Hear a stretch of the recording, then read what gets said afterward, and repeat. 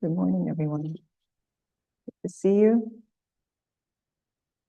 Today's topic is Swami Vivekananda's Jnana Yoga and how the King of Death teaches us. But before we enter this subject, I'd like to sandwich it with two guided meditations that Vivekananda himself gave in his Jnana Yoga classes. So we'll begin with the pratyahara he gave, calming the lake of the mind. So let us sit straight and still in our chairs, and with our spine straight, and our hands resting as Vivekananda's, the right upturned palm and the left upturned palm in our lap. And let us close our eyes and begin with 3 deep breaths, breathing in deeply and exhaling completely.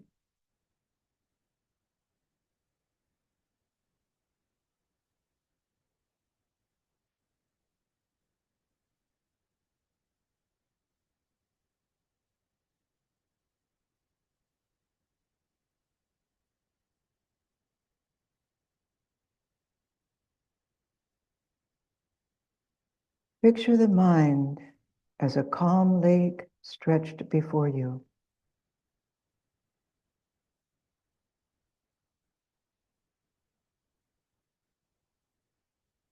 Let the mind drift.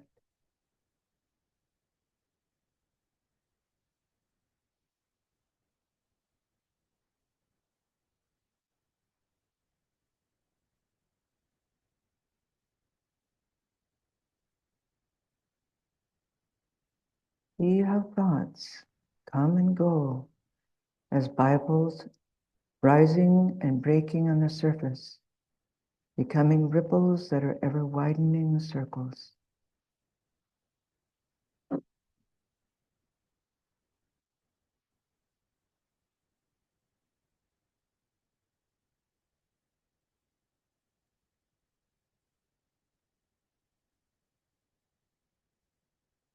Make no effort to control your thoughts, but watch them. Follow them in imagination as they rise, break, and float away.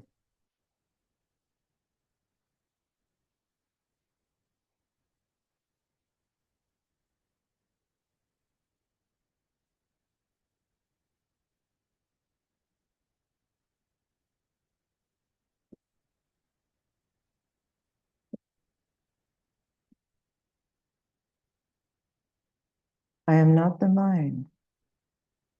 I see that I am thinking. I am watching my mind act.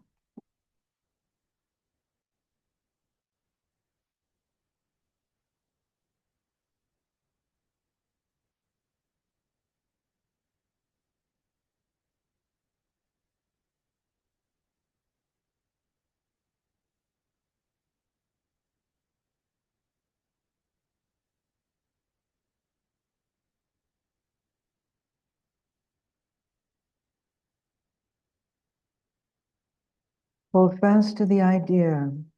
I am the witness, watching my mind drift.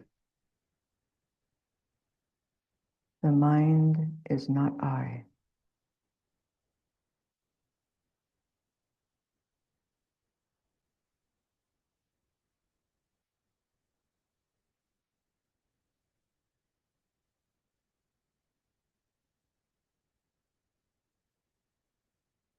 Watch the mind as a thing entirely apart from yourself.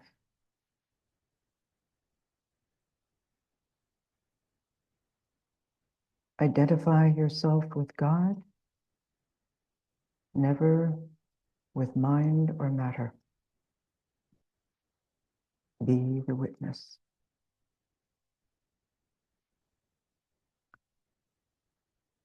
Om Shanti, Shanti, Shanti.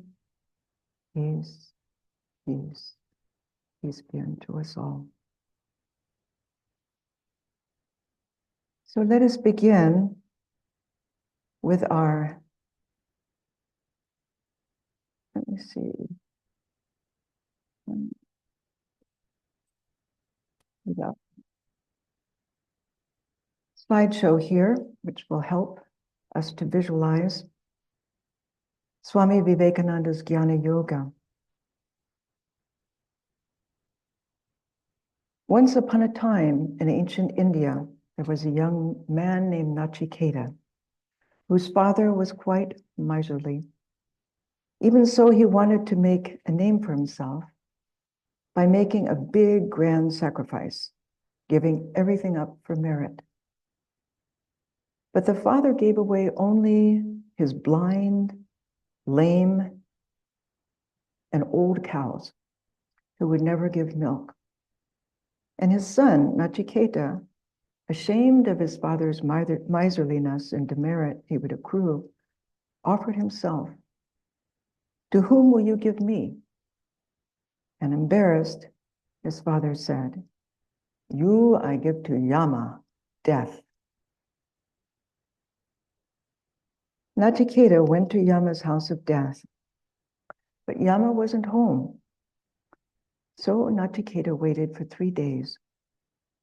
And when Yama returned, he said, young Brahmin, you're my guest, but you had to wait 3 days without food. So let me make amends by giving you 3 boons. The first boon that Nachiketa asked for was, may my father's anger be quelled. Granted, Yama said. The second boon he asked for was knowledge about the fire sacrifice itself. It was granted. The third boon, he said, when a man dies, there is this doubt. Some say he is, others say he is not. Taught by thee, I would know the truth. Yama said, even the gods were once puzzled by this mystery. So subtle is the truth regarding it. Ask another boon. But Nachiketa persisted.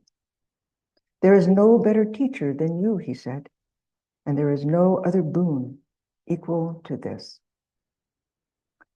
Yama offered him instead long life, wealth, progeny, power, pleasures. But Nachiketa rejected all these offers. These things, he said, only endure till the morrow.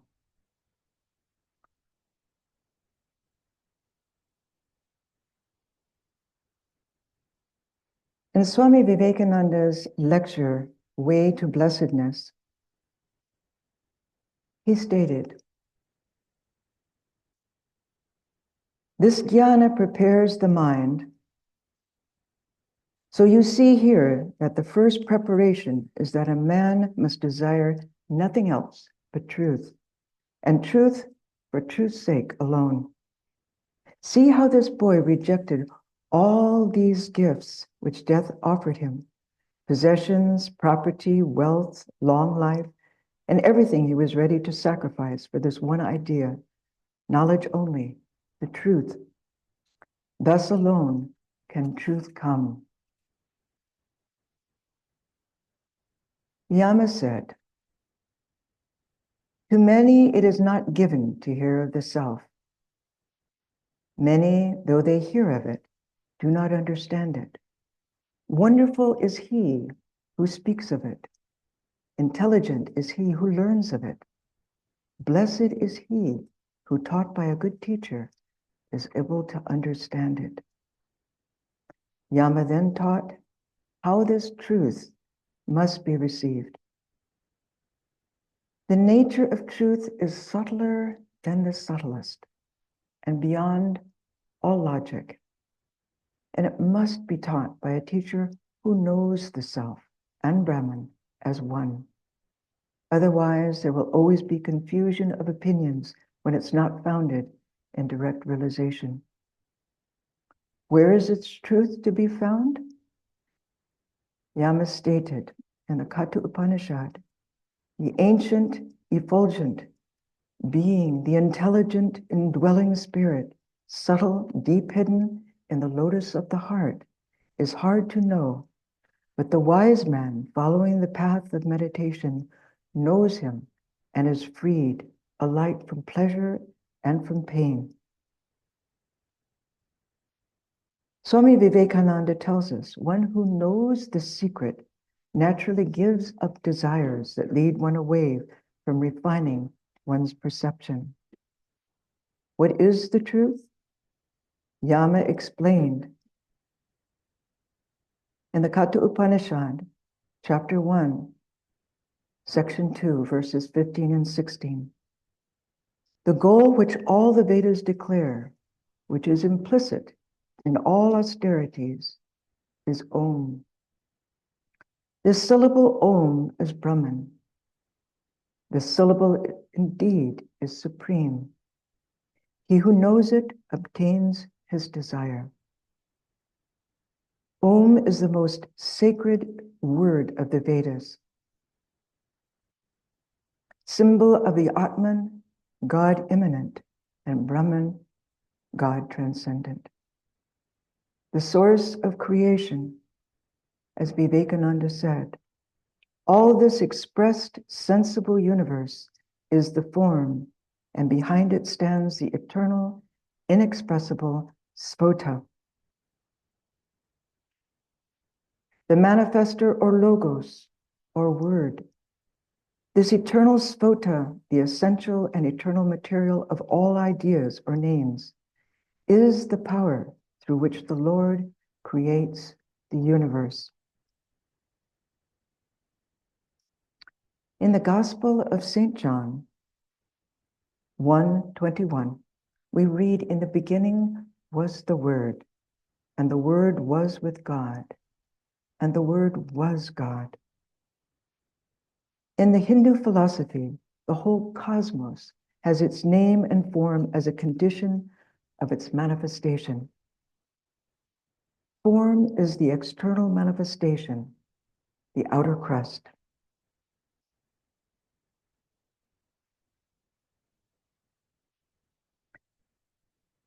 And the name, which is inseparable from its idea, is its eternal essence. Om is the source of all sounds. A, U, M. A is the root of the throat, and air within blows out without obstruction. U, with the help of the lips, rolling sound through the mouth cavity, not touching the palate, we have this sound. And comes from the closing of the lips. The 49 letters of the alphabet, with infinite permutations and combinations of vowels and consonants, is the root of all languages. In the Yoga Sutras, Patanjali also points to the mantra and symbol Om as a potent method of attaining perfection. In Sutra 128, Patanjali says, Tajapas tadartha bhavanam. The repetition of this Om and meditating on its meaning is the way. The literal meaning is tat, which is the Omkara. Japa, repeat in the mind relentlessly, and accelerate the growth by tadartha bhavanam. Tadartha means Om is the symbol of the divine.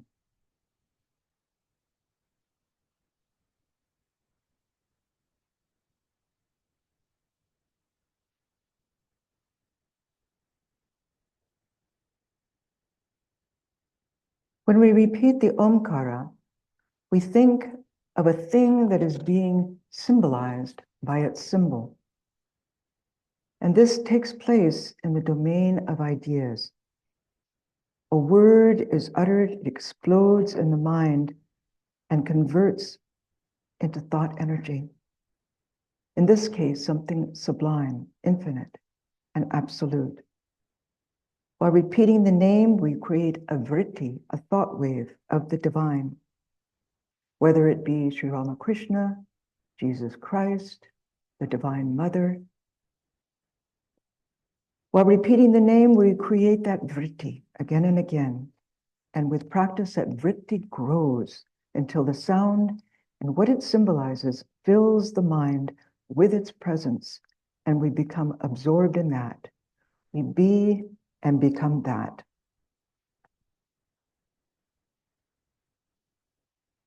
What is the difference between the individual self and the supreme self? In the Katha Upanishad, we read, "Know the self is the rider, and the body the chariot. The intellect is the charioteer, and the mind the reins.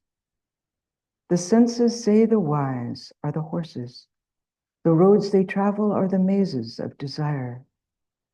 The wise call the self the enjoyer when he is united with the body, the senses, and the mind." Now, this is a very, very famous passage. It's often quoted because it's such a visual example of what's going on within ourselves. Here, the word self, or jivatman, signifies the individual self, the lower self, rather than pure consciousness, because it is embodied. Swami Vivekananda tells us, when the soul joins himself with the charioteer, the buddhi or intellect, and then through it with the mind, the reins, and through it again with the organs, the horses, he is said to be the enjoyer. He perceives, he works, he acts. Thus,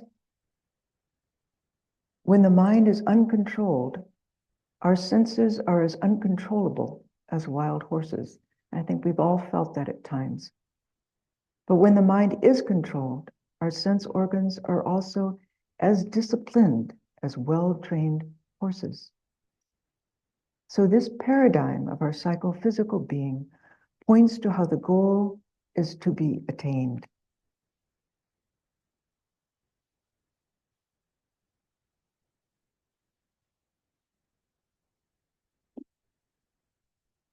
Vivekananda says,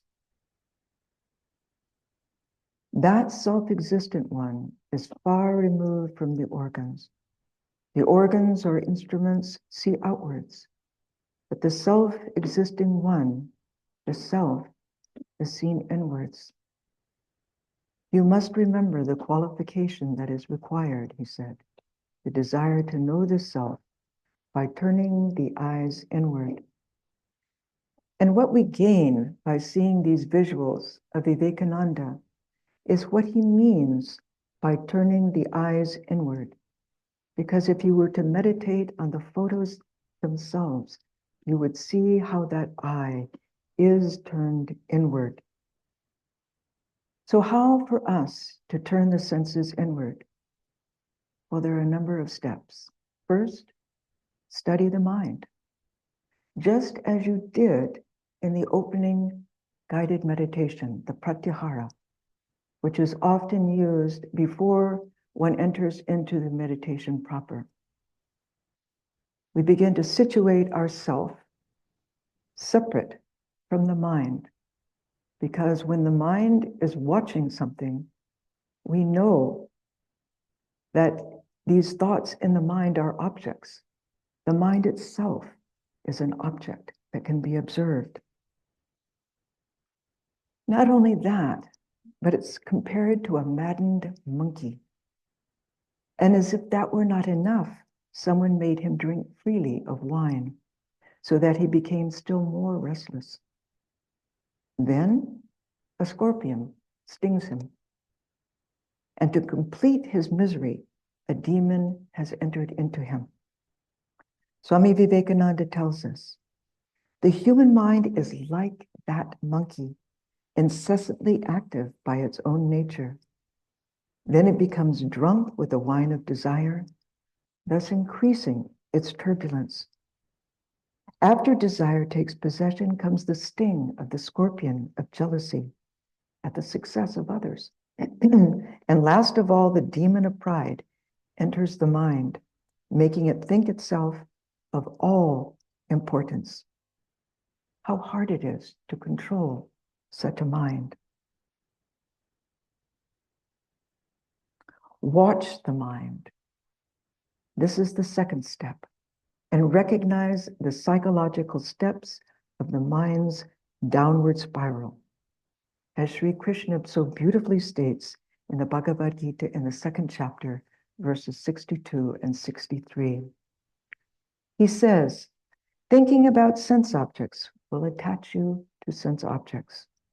Grow attached and you become addicted. Thwart your addiction, it turns to anger. Be angry and you confuse your mind. Confuse your mind and you forget the lesson of experience. Forget experience, you lose discrimination. Lose discrimination and you miss life's only purpose. Third, discriminate.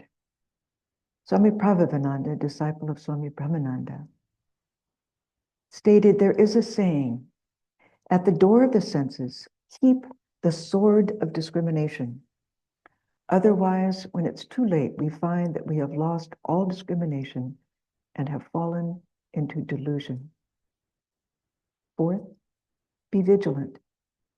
The Swami continued, only through constant recollectedness can we stay on the path. Fifth, be prudent and circumspect as to the power of Maya. Vivekananda tells us, the senses drag the human soul out. Man is seeking for pleasure and for happiness where it can never be found. Do we learn then? Not even then. Like moths, he said, hurling themselves against the flame, we are hurling ourselves again and again into sense pleasures, hoping to find satisfaction there. We return again and again with freshened energy, thus we go on, till crippled and cheated, we die. And this is Maya. Sixth, through experience. And we need all of these experiences. We finally become world-weary and then strive through self-control and concentration to attain that which is beyond sorrow.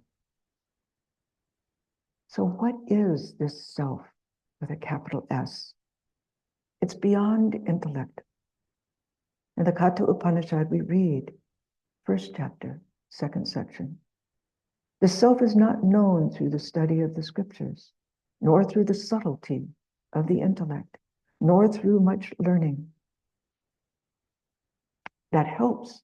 Study is always a wonderful path. It keeps our minds straight, keeps us on the goal. But the self is eternal and omnipresent. The self is changeless. Again, in the Katha Upanishad, soundless, formless, intangible, undying, tasteless, odorless, eternal, without beginning, without end, immutable, beyond nature, is the self.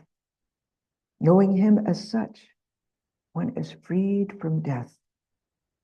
Well, that's a very high bar in our practice and in our path. This Atman, this omnipresent being, is one, not two.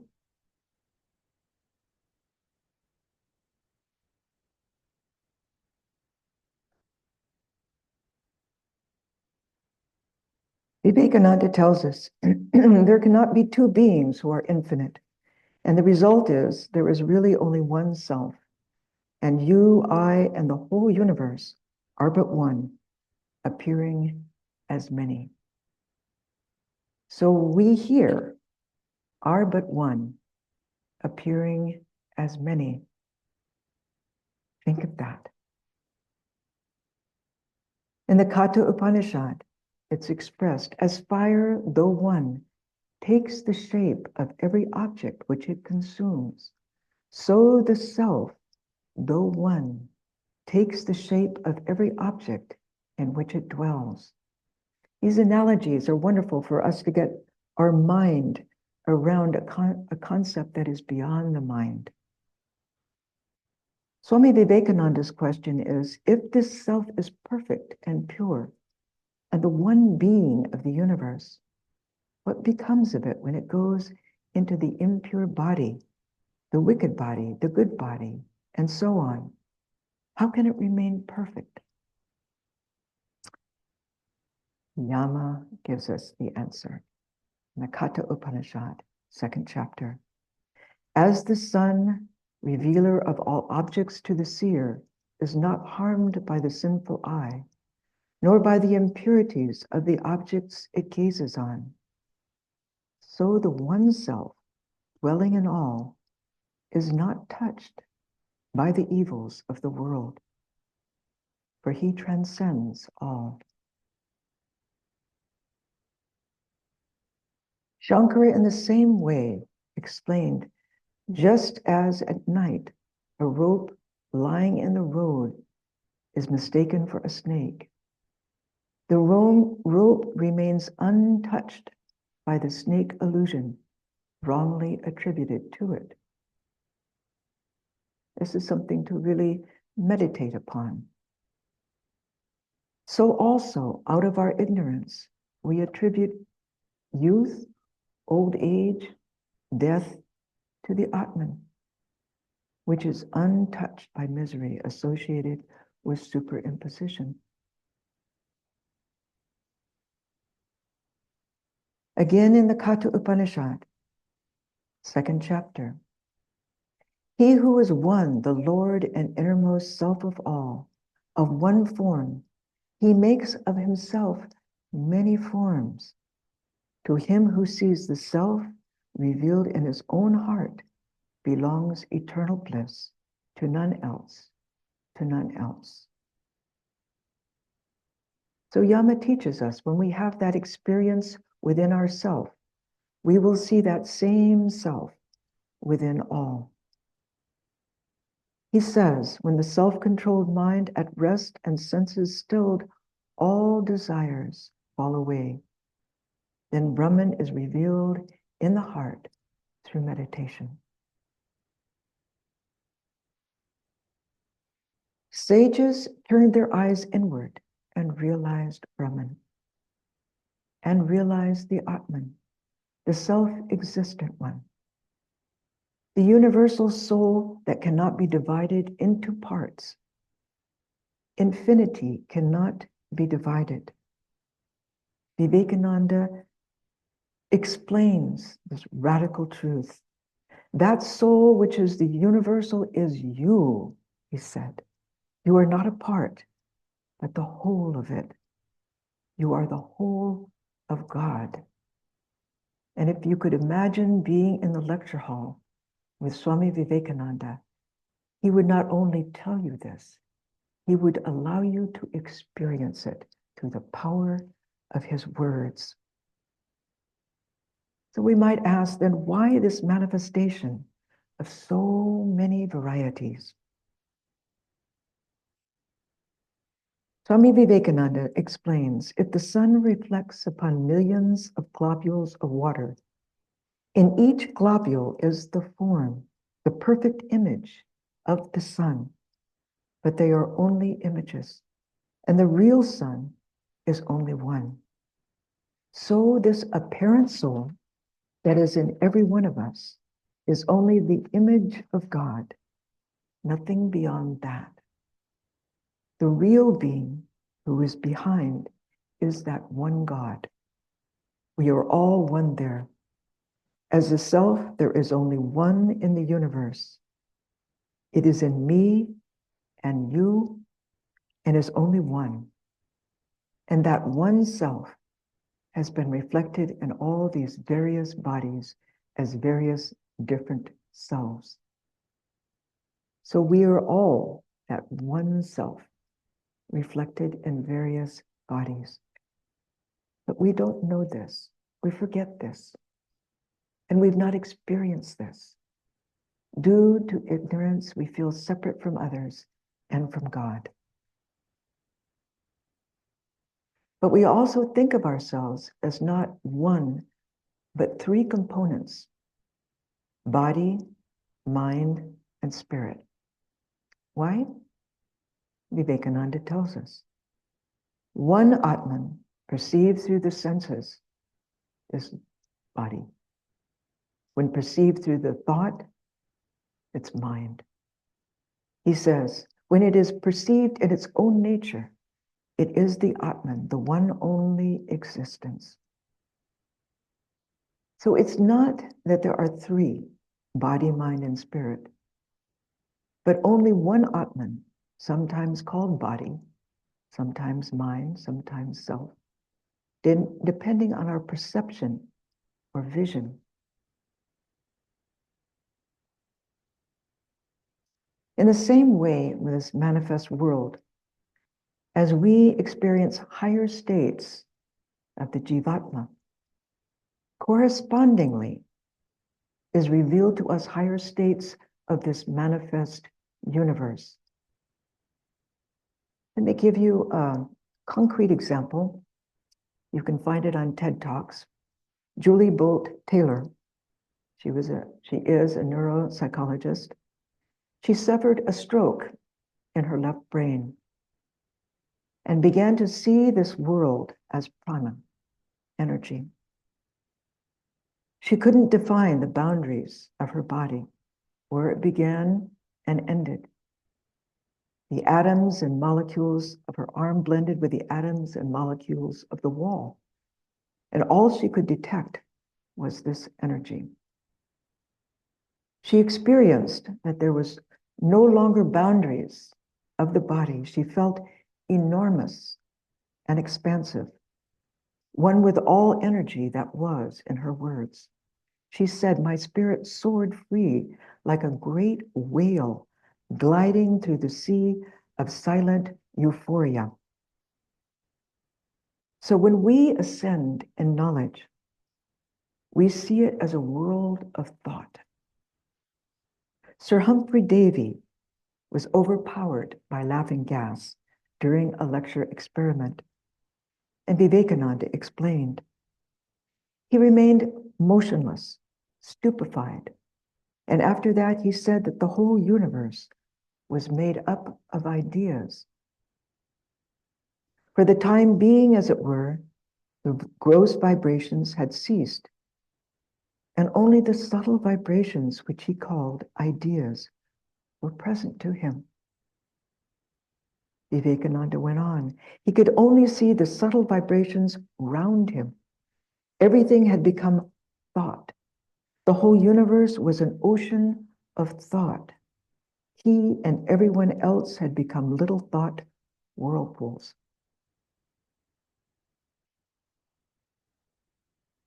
We read this in Vivekananda's talk on prana. Then higher still, all illusion vanishes. We see one Atman, pure existence.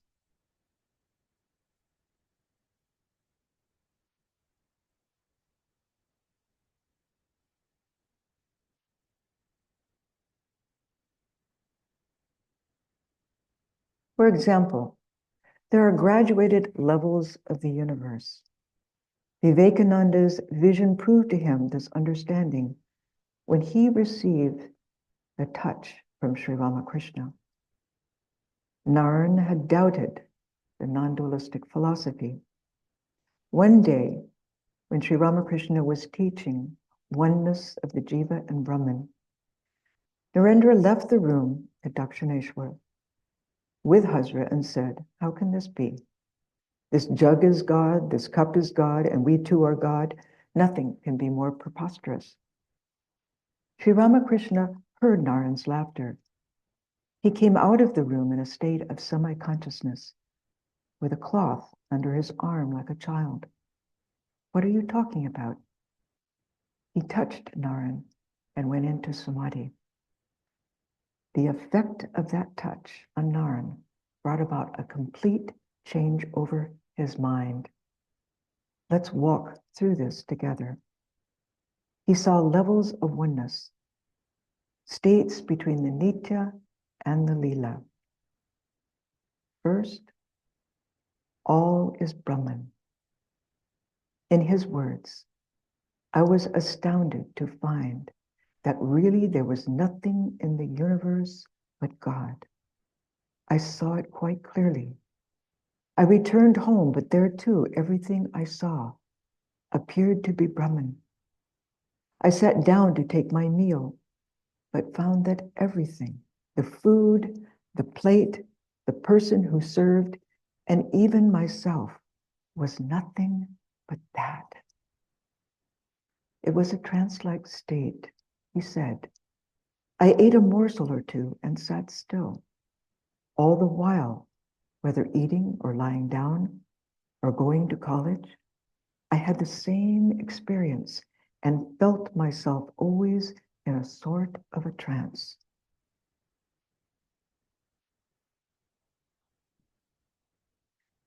It didn't stop there. He then experienced unity in variety. We hear about this. What does that look like? In Vivekananda's words, while walking in the streets, I noticed cabs plying, but I did not feel inclined to move out of the way. I felt that the cabs and myself were of one stuff. There was no sensation in my limbs, which seemed to be becoming paralyzed. Then he experienced the inner controller. What is that like? In his words, I didn't relish eating and felt as if somebody else was eating. He then experienced this world as a dream, ideation.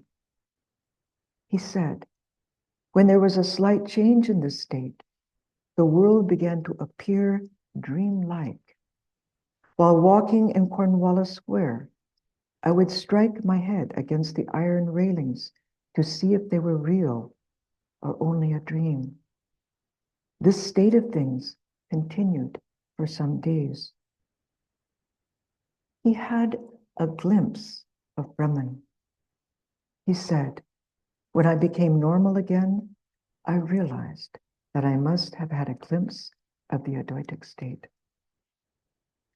He experienced the essence behind this world of matter.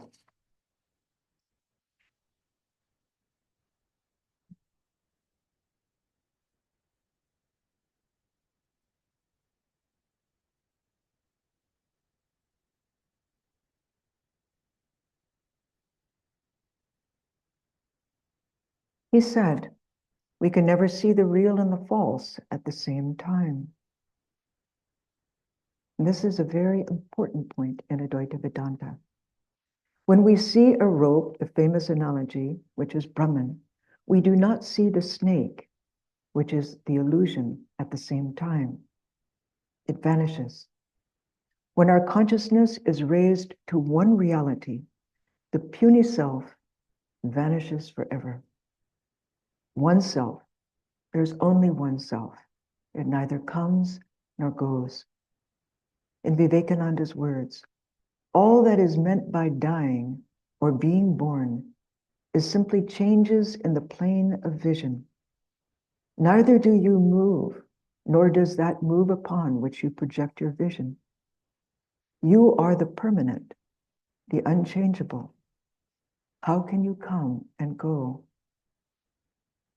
So all apparent change is this world of Maya. As Vivekananda says, the sun itself, the unchanging, is you. How to realize this? Vivekananda gives various Advaitic meditations and techniques, and we'll end with one. In his class on one existence appearing as many, given in 1896 in New York, he gave one technique, explained that truth must be heard, reasoned upon, then meditated upon. Think always, I am Brahman. Deny everything that you are not, body and mind. So what is left? The self. He said, the Jnani wants to tear away the universe from the self by the sheer force of analysis. For example, when we say, I, so-and-so, immediately this body idea comes. So we must give a hard counterblow to the mind. No, I am not the body. I am the self. Vivekananda explains, I am free through eternity. I am never bound. Who shall make me perfect? I am perfect already. He goes on to say, the moment you get rid of the idea that you are the body, you do not see the world at all. It vanishes forever. As Yama taught Nachiketa in the Katha Upanishad, the supreme person of the size of a thumb, the innermost self dwells forever in the hearts of all beings. As one draws the pith from a reed, so must the aspirant after truth, with great perseverance, separate the self, the higher self, from the body. Know the self to be pure and immortal, yea, pure and immortal. So let us end with a guided meditation Vivekananda gave in one of his Jnana Yoga classes that he gave in New York. Let us sit still and straight, spine straight, chest slightly forward, taking in 3 deep breaths, breathing in deeply and exhaling completely. In his words, first, we begin our meditation by negation. Think away everything you are not.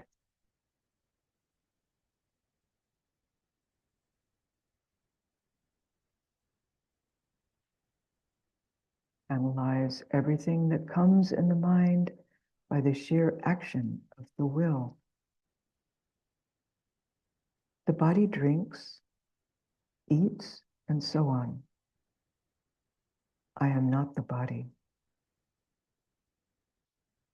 I am not mind. I am not thought. I am he.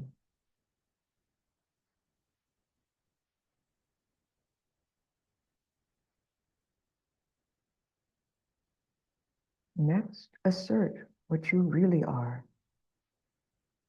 Existence, knowledge, and bliss. Being, knowing, and loving. Meditation is the means of unification of the subject and object.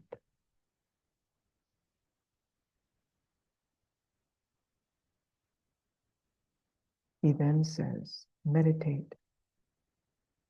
Above, it is full of me.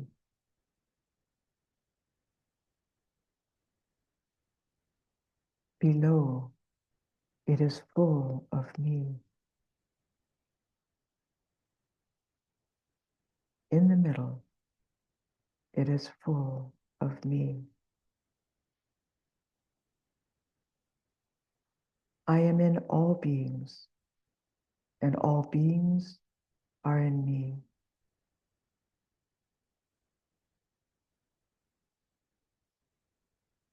Om Tat Sat. I am that. I am existence above mind. I am the one spirit of the universe. I am neither pleasure nor pain. I am he. I am the witness. I look on. When health comes, I am the witness. When disease comes, I am the witness. I am existence, knowledge, bliss. I am the essence and nectar of knowledge. Through eternity, I change not. I am calm, resplendent, and unchanging.